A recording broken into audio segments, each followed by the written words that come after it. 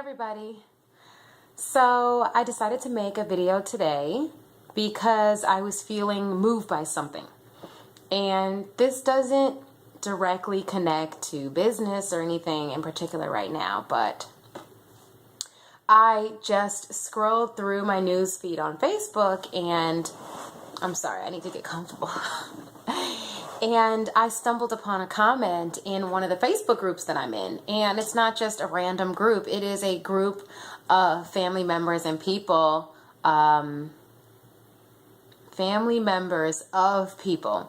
with short bowel syndrome. And as a lot of people know, my son Karan has short bowel syndrome. So I'm kind of looking through the comments and I see a mother's comment. She's a mother of a child with short bowel. And in her comment, she wrote her status in the group. She wrote that sometimes she has to stop and think to herself, is this really my life? And that just comes on the heels of, I guess she's about to take her child to Nebraska to get into a program for him to be treated for his short bowel syndrome. And she's not from Nebraska. She's from across the country somewhere. And it just really hit me at that moment. Gosh, I mean, in the moments where you think that there's someone out there, there couldn't be someone out there who experiences the same thing you experience. I mean, these are my thoughts. There are often times that I stop in the middle of the day or at random times during a given week and say to myself, is this my life? Is my life waking up through the night to take my son to the bathroom because his gastrointestinal issues seem to speed up at night? Is it my life to do that every night? Is it my life to start IV medications every night? Is it my life to go to the hospital every month? Sometimes I used to resent it. I just used to totally resent it. Like, you know, I don't know anyone who has gone through these things. Why me? Why would God do this to me? And it was just, woe is me. And I can't believe my life panned out this way.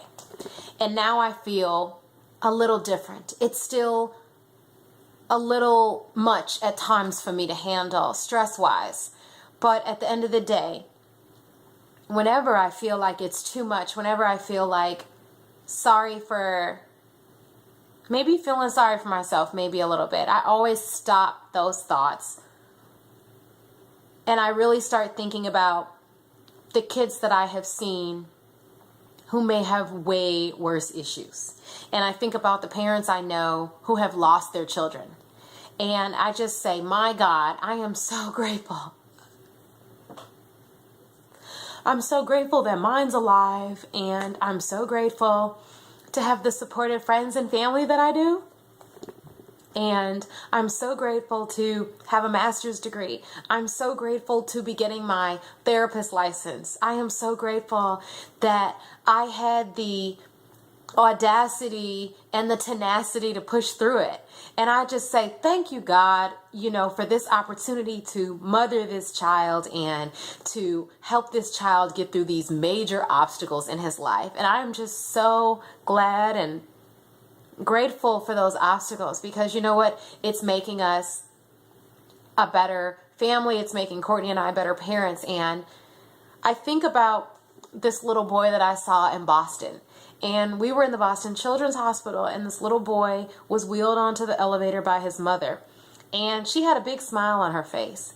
And when I looked down at the little boy's head, it was obvious that he had had surgery and that they had to cut from the top all the way to the bottom of the skull in the back. And I don't know. Karan was in the elevator with us, of course, because he was in Boston for one of his appointments. But I remember seeing that little boy, and I'll never forget. And it was more than 2 years ago. And I remember thinking to myself, Jesus, I hate that he had to go through those things. But I am so grateful that really people can't look at Karan and tell that he's been through so many things. I mean, they can't just look at him off the bat and see his war wounds, as we like to call them. I mean, fortunately for him, they're hidden. And To me, that's something I'm grateful about. And it might seem minute to someone who doesn't have to deal with those type of things, but it's not minute. And I remember the little girl who was Karan's age at the time. She was about 3 or 4 years old, and I saw her in the hospital, in a different hospital. I think I was going to speak. I was going to speak to a group of parents at the hospital where Karan was in the NICU. And I saw a little girl, and the little girl had a trach tube in her throat. And I remember thinking, wow, her mother is calling her name and she couldn't even respond. And I remember thinking to myself then, I never forgot that little girl. And I remember thinking, Jesus, I'm so grateful that my son can say mama. And that's all that mattered. And I'm sure her mother is grateful that she's alive, and her mother is grateful that one day she'll have the trach tube pulled out. But I think the lesson here is just to be grateful, just to find something every day that you're grateful for. And I'm grateful for that parents group on Facebook. Sometimes I like just logging in just to see what they're talking about, what's going on in the group, because I familiarize with the emotions. And I just think to myself, oh my God, this is a family for me. This is a family. These mothers understand, and we can share information, and people don't look at us like we're crazy when we talk about GI issues and having trouble feeding our kids, and we get on there and support each other. And you know, the craziest thing, I don't usually share real details about Karan's condition. I really don't share them. However, Karan has this thing called a Mickey button. And if you don't know what a Mickey button is, please go Google it, just so you know. But Karan has a Mickey button.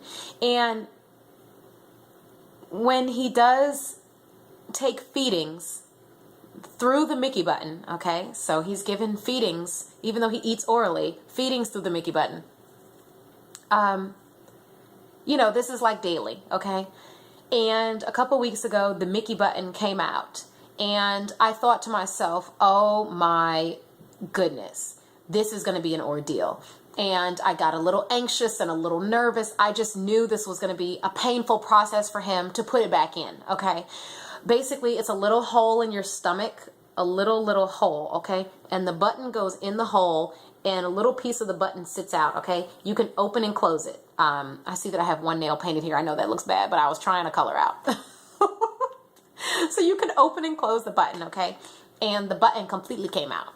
And the worry comes in where you know that there's only a certain threshold of time that you have to put the button back in. And if you can't get the button back in that period of time, the hole starts to close and get smaller and smaller and smaller. Like if it starts out this big, it gets smaller and smaller and smaller, like every 30 minutes, okay? And it was an ordeal. On the way to the hospital, I couldn't get it in, and Karan was in so much pain, and I had to take him to the hospital because I'd rather someone professional do it than me to continue to hurt my kid unnecessarily. And I remember getting in the group and commenting in the group. I'm on my way to the hospital. The Mickey button came out. All the mothers jumped on. You know, what happened? What did you do? Did you try to put it in? Blah, blah, blah, blah, blah. I'm sorry. We're praying for you. We're praying for you. And it's like, I was so grateful at that moment just to be in the company of other people who have gone through the same thing. So thank God for Facebook and the ability to connect with those mothers, because honestly, seeking support is not something I have really done in the past. And thank God for the wisdom and knowledge to know when to ask for help and when to seek that support. So I just leave this with you. You know, I have really learned about gratitude through being with Empower Network. And if you need something positive in your life, if you need some motivation, you need some daily motivation, I really charge you to not necessarily join Empower Network, because you don't have to join to get the motivation. Log on, call in. I mean, not log on, but call into our daily motivational call. The number is 760, I think 569-6000. And the PIN number is 589046.